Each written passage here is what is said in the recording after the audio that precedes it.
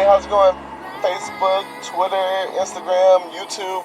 Hey, this is your boy @Sire_Sean, and I'm just leaving the gym, and I wanted to talk to you all today about something. It was just another morning phone call with my sister. Those are sometimes my most inspirational, motivational moments. That's when I just go off on a rant because she asks me life questions, and then I just go off giving some of the knowledge that I've had, some of the experiences that I've had, and all the things that I've heard through motivational speaking. So I just wanted to pass that information along with you all. So today I want to talk about Okay, the question that was posed to me this morning was, how do you tell the difference? There was two questions, but I'm going to dwell on one part of the questions, on one of the questions. So the question was, how do you tell the difference between a boy and a man? And I told my sister this. I said the difference, you tell the difference. Really, there is no difference between a boy and a man. The only difference there is, I guess, is age legally. But however, mentality, when it comes down to the mentality of a boy and a man, they are the same creature, they are the same being, the same energy. However, the energy and the mentality of a young boy that tries to be a father or tries to be the head of the household or that steps into that role, or what a lot of young women do, they go and find a boy who they believe will become or be a good father or a good leader or a good household or a good husband, and then what they do, they expect the boy to have the mentality of a man. And so what I told, or what I suggested from experience and from knowledge, is that the way you can tell a difference is when things start to get difficult, when things are going well and then seems to become difficult. That's how you can tell the difference between a boy and a man. See, a boy is trying to figure out who he is and what he has to contribute to life and to everything that he is there to be a leader of. He is trying to figure this out, and what happens with a boy will go and try different things, no matter what they're trying, whether it's trying to be on the straight and narrow and go to work every day, or whether it's out here in the streets and trying to make some type of way or hustle to get by because they have a lazy mentality. No matter what it is that they're trying to do, a boy will do that until it gets too hard, or until it gets too rough, or until the consequences catch up. And then he's faced with this fearful decision whether to keep doing what he's doing or die, or lose freedom behind it, or lose whatever the case may be. And this is how you tell the difference between a boy and a man. Because when now you talk about a man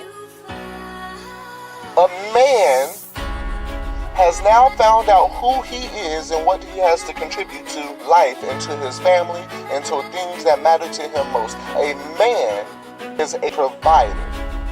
The Word of God says that when man was created, he was created to provide. He was created with provision. And provisions, coming from the root word provide, and to provide or to have provision means to have order. And to have order, that is how you tell the difference between a boy and a man. Because a boy will face adversity, or he will face a challenge, or he will face circumstance, and then he will not have order. He will not have something in place. He will not have a provision in place. And so then he will give up. He will back out. He will turn away. He will drop it. He will lose it at all costs. And then therefore, that is still a boy, because when you become a man, you realize that not only you are a father, you are a leader. And not only you are a leader, but being a leader means that you must have great provision.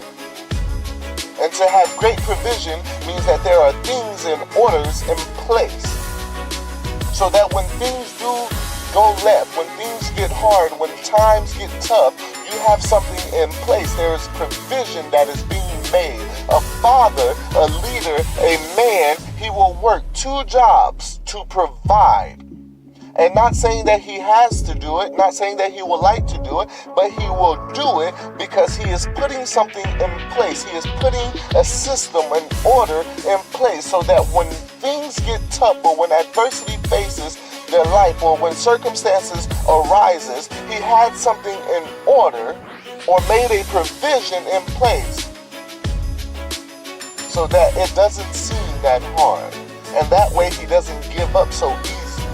And when he has something to provide for, whether it be a wife, a family, children, friends, relationships, or something that he cherishes and values the most, when he has to provide for something, he will provide or die trying.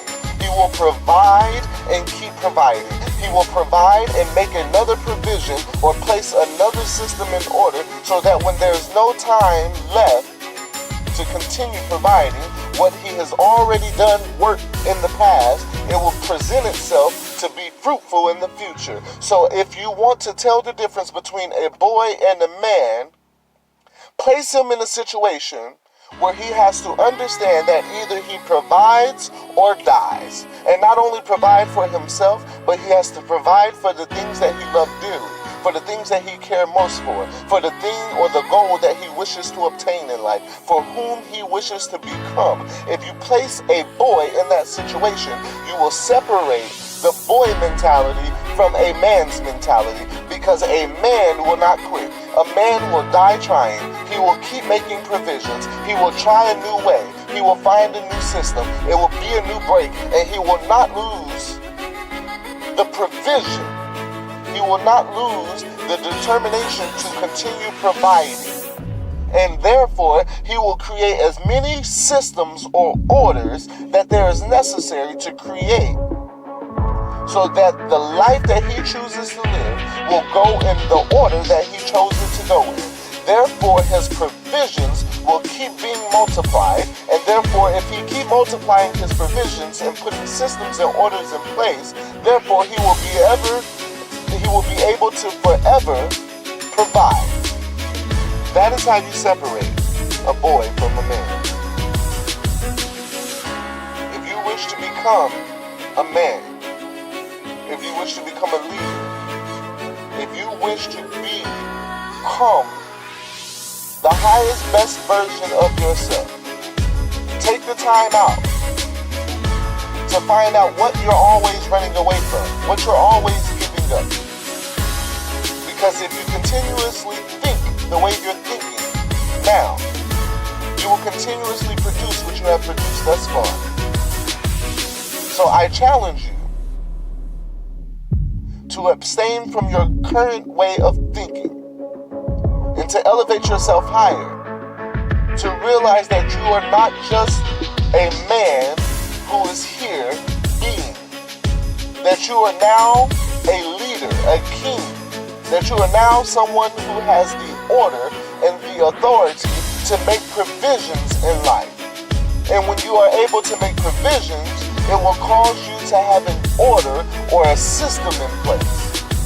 And with that order and with that system being in place, you will become exactly what you wish to become. Anything outside of those orders or those provisions, you will not tolerate. You will refuse to put up with. You will not deal with. You will not accept it, because you will provide or die trying. And as always, I truly, truly, truly believe in your dreams. You have greatness in you.